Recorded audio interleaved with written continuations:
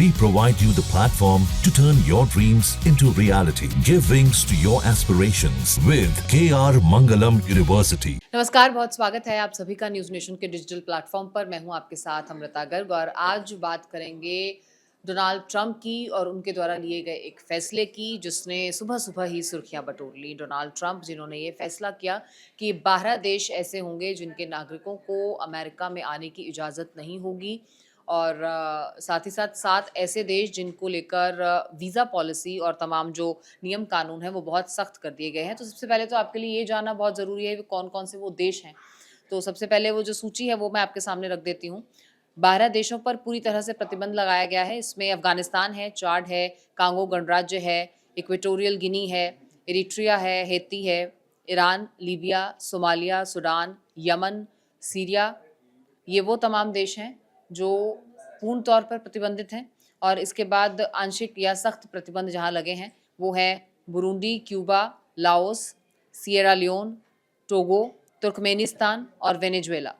यहाँ पर वीज़ा सख्ती, प्रवेश सीमाएं और अतिरिक्त सुरक्षा जांच जो है वो लागू की जाएगी। यानी अगर यहाँ से कोई आता है तो उसके लिए जो चेकिंग होता है, सिक्योरिटी चेक होता है, वीज़ा अप्रूवल होता है, ये सब कुछ बहुत मुश्किल होगा। बहरहाल 12 देशों की अगर बात की जाए तो इसमें मोस्टली जो है वो मुस्लिम बहुल जो इलाके हैं वो तमाम देश हैं जो इस्लामिक कंट्रीज़ हैं। और अब ऐसे में सवाल कई उठ रहे हैं कि आखिर ये फैसला किस स्थिति में लिया गया है, क्योंकि अगर बात की जाए इसके लागू होने की तो सोमवार को दोपहर 12 बजे से ये जो तमाम गाइडलाइंस हैं ये लागू हो जाएंगी। खासतौर पर अमेरिका अगर आप जाना चाहते हैं या अमेरिका का वीज़ा आप लेना चाहते हैं तो इन तमाम 12 मुल्कों के लोगों को बहुत दिक्कत होगी। दिक्कत क्या, इन लोगों की तो एंट्री ही बैन है। 7 देश ऐसे अन्य हैं जिनका प्रोसेस बहुत मुश्किल हो जाएगा। अब सवाल ये उठ रहे हैं कि डोनाल्ड ट्रंप का कहना है कि ये फैसला उन्होंने सुरक्षा के लिए लिया है। उनके लिए नेशनल सिक्योरिटी, राष्ट्र सुरक्षा और अपने लोगों की सुरक्षा सर्वोपरि है, इसलिए ये फैसला लिया गया है। उनको लगता है कि यहाँ से आने वाले लोगों का उनके लिए एक बड़ा थ्रेट है, उनकी नेशनल सिक्योरिटी के लिए ये लोग खतरा हैं। और हाल फिलहाल में एक मामला भी सामने आया था अमेरिका में जहाँ पर एक शख्स ने हमला किया था और बाद में ये बात सामने आई थी कि वो शख्स अवैध रूप से अमेरिका में रह रहा था। तो इन तमाम चीज़ों के मद्देनज़र ये फैसला लिया गया है। लेकिन अगर एक्सपर्ट्स की माने तो ये सिर्फ और सिर्फ नेशनल सिक्योरिटी का मुद्दा नहीं है, इसे पॉलिटिकली भी देखा जा रहा है और ये कहा जा रहा है कि सुरक्षा की आड़ में ये राजनीतिक फैसला लिया गया है। 2024 में हुई इस जीत के बाद आगे अपनी जीत को सुनिश्चित करने के लिए डोनाल्ड ट्रंप ने ये फैसला लिया है और ये कहा जा सकता है कि विवादास्पद फैसला है और इससे काफ़ी खलबली मच गई है और ये तक कहा जा रहा है कि क्या मानवाधिकार जो संगठन है उनकी तरफ से ये भी सवाल उठाए जा रहे हैं कि मुस्लिम बहुल जो देश हैं, जो इस्लामिक कंट्रीज़ हैं, उन्हीं को टारगेट क्यों किया जा रहा है। लेकिन इस सब के बीच भी एक दोहरी नीति डोनाल्ड ट्रंप की जो है वो देखने को मिलती है, जहाँ आप अफ़गानिस्तान से लेकर और तमाम देश हैं उनको आप बैन करते हैं, लेकिन पाकिस्तान पर आप कुछ नहीं कहते हैं। पाकिस्तान को आप बैन नहीं करते हैं, पाकिस्तान के लिए आप वीज़ा प्रक्रिया जो है उसको सख्त नहीं करते हैं। तो ये तमाम सवाल भी अब बड़े लेवल पर उठ रहे हैं और जिस तरीके से पहलगाम में पाकिस्तान की तरफ से, पाकिस्तान के आतंकी संगठनों की तरफ से जो भी अटैक्स किए गए, निर्दोषों को मौत की नींद सुलाया गया, उसके बाद ये सवाल उठ रहे हैं कि आतंक के इस पनाहगार को आखिर अमेरिका क्यों लगातार पनपने दे रहा है और क्यों इसका फंड जो है वो नहीं कुचला जा रहा। तो इसे लेकर कई सवाल उठ रहे हैं कि आप जब एक 12 देशों की लंबी फहरिस्त जारी करते हैं तो उसमें पाकिस्तान का नाम क्यों नहीं है और ये कौन-सी दोहरी नीति है जो भारत के साथ आप चल रहे हैं। तो ये तमाम सवाल उठ रहे हैं। इसी बीच कहा ये भी जा रहा है कि क्या आने वाले समय में और ज़्यादा कॉम्प्लिकेशंस इस मुद्दे में देखने को मिल सकती हैं। तो यकीनन और भी कॉम्प्लिकेशंस देखने को मिल सकती हैं, क्योंकि डोनाल्ड ट्रंप के बारे में ये कहा जाता है कि वो कुछ भी फैसला लेते हैं बहुत ही उम अचानक से उनके फैसले जो हैं वो सामने आते हैं। तो ऐसे में ये भी हो सकता है कि ऐसा ही कुछ आने वाले समय में हमें देखने को मिले। और अगर बात की जाए सवालों की, तो सवाल तो ये भी है कि क्या ऐसे ट्रैवल बैन जो लगाया गया है इसको लेकर 2017 में आपको याद होगा, इससे पहले भी ट्रंप ने ऐसा ही एक फैसला किया था। तब भी कई देशों को जो है वो एंट्री बैन की थी। 2017 का वो फैसला हालाँकि उसके बाद कई बदलाव उसमें किए गए जब बहुत हर ओर से आवाज़ें उठने लगीं इसके खिलाफ, इसके विरोध में। तो 2017 में भी उसमें कुछ बदलाव करके फिर उसे लागू किया गया था और अब 2017 के बाद 2025 की तस्वीर हम देख रहे हैं, तो 2025 में इसमें कुछ अंतर है या वही है या फिर एक बार फिर से अपनी धाक जमाने की कोशिश में जो है डोनाल्ड ट्रंप की तरफ से ये कदम उठाया गया है। हालाँकि हम देख रहे हैं कि एक सीक्वेंस है जिसमें लगातार वो काम कर रहे हैं, जिसमें लगातार वो कुछ ना कुछ ऐसा बयान दे रहे हैं। कभी वो भारत और पाकिस्तान के बीच मध्यस्थता की बात करते हैं, कभी वो एप्पल कंपनी से गुज़ारिश करते हैं या एप्पल कंपनी को सीधे-सीधे चेतावनी देते हैं कि प्रोडक्शन जो है वो भारत में नहीं होगा और कभी कह देते हैं कि ये पाकिस्तान और भारत का आपसी मसला है, लेकिन फिर कहते हैं कि मध्यस्थता उन्होंने की है, सीज़ फायर उनकी वजह से हुआ है। तो ये तमाम चीज़ें हैं जो ये बयान है ये दिखाता है, दर्शाता है कि अपने आप को किस तरीके से सर्वोपरि रखा जाए। डोनाल्ड ट्रंप की हमेशा से ये कोशिश और ये पैंतरेबाज़ियाँ जो हैं वो चल रही हैं और अब भी इस फ़हरिस्त में पाकिस्तान का नाम होना, ना होना, ये भी उसी डबल गेम का जो है वो एक हिस्सा नज़र आता है। अब अगर अंतर की बात की जाए तो 2017 और 2025 में बहुत ज़्यादा अंतर नज़र नहीं आता, लेकिन हाँ, ये है कि 2017 में जब फ़ैसला लागू हुआ था उसमें बड़ा विरोध प्रदर्शन हुआ था, कई सवाल उठे थे, इंटरनेशनल स्तर पर भी कई सवाल उठे थे, तो उसमें कुछ बदलाव करने के बाद फिर उसे लागू किया गया था। अब 2025 के इस फैसले का रिएक्शन क्या होगा, इसका आउटकम क्या होगा, ये अभी कहा नहीं जा सकता लेकिन ज़ाहिर है कि वहाँ रहने वाले जो लोग हैं, उन पर भी इसका असर होगा। अगर बात की जाए इन मुल्कों की जिसमें अफ़गानिस्तान भी है, जिसमें ईरान भी है, जिसमें सोमालिया, सूडान, यमन, सीरिया ये तमाम मुल्कों के लोग जो हैं वो रहते हैं और ज़ाहिर है कि इनमें से कुछ बाशिंदे अभी भी अमेरिका में रह रहे होंगे।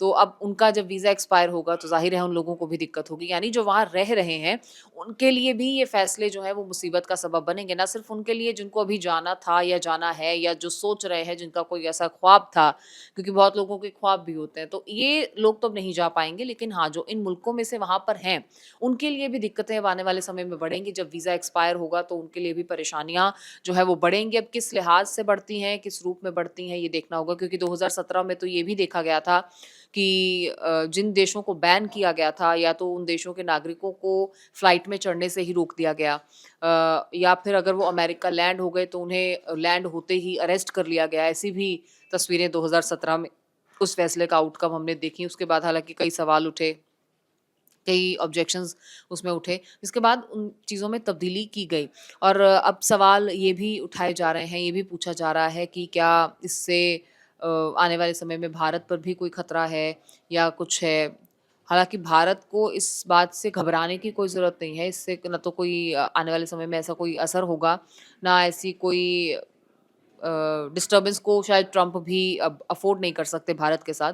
जिस तरीके से भारत का एक इंटरनेशनल एक रब-ओ-रुआब है, एक वर्चस्व है और जिस तरीके से प्रधानमंत्री नरेंद्र मोदी अपनी बात को रखते हैं और एक स्ट्रॉन्ग लीडरशिप का बार-बार हम लोग जो है वो एक सबूत देते हैं।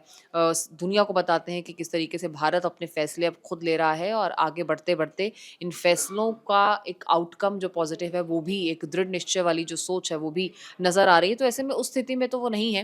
लेकिन हाँ, भारत को ये ज़रूर सवाल उठाना चाहिए कि आखिर पाकिस्तान इस फ़हरिस्त में शामिल क्यों नहीं है? ये कौन-सी नीति का हिस्सा है? ये कौन से डबल स्टैंडर्ड्स हैं या डबल गेम्स हैं जो अमेरिका खेल रहा है? तो ये तमाम चीज़ें हैं, ये तमाम सवाल भी इस मुद्दे को लेकर उठाए जा रहे हैं। लेकिन हाँ, अगर भारत की इनसिक्योरिटी की बात करें तो ऐसा कुछ फ़िलहाल नज़र नहीं आता कि भारत को किसी भी चीज़ को लेकर कुछ घबराने की या कोई इनसिक्योर होने की ज़रूरत है। भारतीयों को इससे कोई चिंता करने की ऐसी ज़रूरत है नहीं। और अगर बात की जाए इन 12 मुल्कों की या उन 7 मुल्कों की तो अभी किसी मुल्क की तरफ से कोई सवाल भी नहीं उठाए गए हैं। ऐसी कोई ऑब्जेक्शन भी नहीं रेज़ की गई है, अमेरिका के खिलाफ कोई आवाज़ नहीं उठाई गई है। तो इसका नतीजा क्या होगा? कुछ मानवाधिकार संगठन जो हैं वो ज़रूर इसे कह रहे हैं कि ये मुस्लिम देशों के खिलाफ कोई साज़िश है या कुछ। लेकिन अगर अपने देश की सुरक्षा के लिए ये फ़ैसले लिए जा रहे हैं और उसका एक आधार दिया जा रहा है, तो आने वाले समय में इसे भी साबित जो है वो उन तमाम फ़ोरम्स में भी ज़ाहिर है कर दिया जाएगा। और इससे अब ये तो ज़रूर साबित हो गया है कि ट्रंप जो है जो इतने इंस्टिंक्ट फ़ैसले उनके होते हैं, इतने अब्रप्ट फ़ैसले होते हैं, तो आने वाले समय में और भी मुश्किलें जो हैं वो बढ़ सकती हैं। और ये कहा जा सकता है कि प्रवासियों को लेकर जो भी नियम हैं, जो कानून हैं, उसमें जो बदलाव है उसकी अभी शायद शुरुआत हुई है क्योंकि आने वाले समय में ट्रंप कोई भी बड़े फ़ैसले ले सकते हैं और ऐसे बड़े फ़ैसले जो अ दिक्कत कर सकते हैं, जो सामने वाले शख्स के लिए एक बड़ा मुसीबत का सबब भी बन सकते हैं।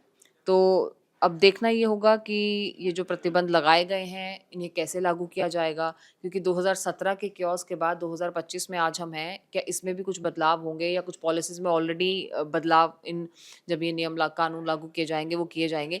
तो ये देखना होगा कि कितना बेहतर होगा 2017 के उस सिनेरियो से 2025। लेकिन हाँ, एक सवाल जो सबको परेशान कर रहा है कि आपने सुरक्षा का हवाला देते हुए तमाम मुल्कों को बैन किया, लेकिन पाकिस्तान से जिस तरीके की तस्वीरें सामने आ रही हैं, जिस तरीके की खबरें सामने आ रही हैं, जिस तरीके से पाकिस्तान की आवाम को गुमराह किया जा रहा है, जिस तरीके से पाकिस्तान की सरकार और सेना ये काम कर रहे हैं, तो ये ज़रूर सोचने पर आपको मजबूर करता है कि आखिर आपने पाकिस्तान को इस फ़हरिस्त में क्यों शामिल नहीं किया? पाकिस्तान बार-बार, कदम-कदम पर और ख़ास तौर पर ऑपरेशन सिंदूर की अगर बात की जाए, तो इससे बौखलाए पाकिस्तान ने ये बार-बार साबित किया है कि किस तरीके से वो आतंकियों का पनाहगार रहा है। फिर चाहे वो आतंकियों के जनाज़े में सेना का शामिल होना हो, फिर चाहे वो बार-बार इनके स्टेटमेंट्स में बदलाव होना हो, बार-बार अपनी कायरता को छुपाने की कोशिश करना हो, ये तमाम चीज़ें बताती रही हैं कि किस तरीके से आतंक का पनाहगार, आतंक की फैक्ट्री पाकिस्तान रहा है। और ऐसे में पाकिस्तान को इस फ़हरिस्त से बाहर रखना, ये ट्रंप की कौन-सी चाल है या ट्रंप की कौन-सी नीति का हिस्सा है, इसे लेकर ज़रूर सवाल उठ रहे हैं। लेकिन एक बात साबित हो गई है कि ये डबल स्टैंडर्ड्स, ये डबल गेम्स जो है वो खेले जा रहे हैं। लेकिन हाँ, ये भी है कि भारत अब उतनी मज़बूत स्थिति में है कि इन गेम्स से बहुत ज़्यादा कोई अंतर पड़ता नहीं है। लेकिन हाँ, ये सवाल ज़रूर उठेगा कि आपने पाकिस्तान को उस फ़हरिस्त से बाहर क्यों रखा जब आप सुरक्षा का हवाला दे रहे हैं?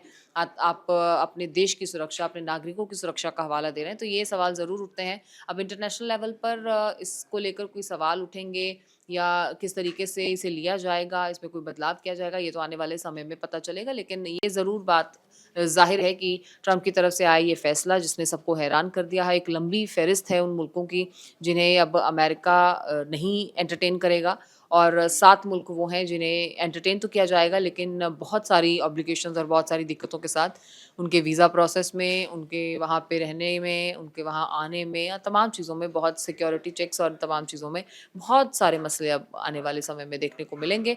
हालाँकि आगे क्या होगा ये वक़्त बताएगा, लेकिन फ़िलहाल इस फ़ैसले ने एक बार इंटरनेशनल पॉलिटिक्स में ज़रूर सरगर्मियाँ बढ़ा दी हैं। आज के इस वीडियो में फ़िलहाल इतना ही। अगर आपको ऐसे तमाम वीडियोज़ को देखना है तो आप न्यूज़ नेशन के डिजिटल प्लेटफ़ॉर्म पर हमें ज़रूर फ़ॉलो करिए। नमस्कार। जहाँ भक्ति है हर शब्द में, कथाओं में छुपे हैं दिव्य रहस्य और ज्योतिष देता है जीवन को दिशा। धर्म से जुड़ी हर बातों को जानने के लिए हमारे चैनल स्तुति को सब्सक्राइब करें। चैनल पर जाने के लिए इस लिंक पर क्लिक करें।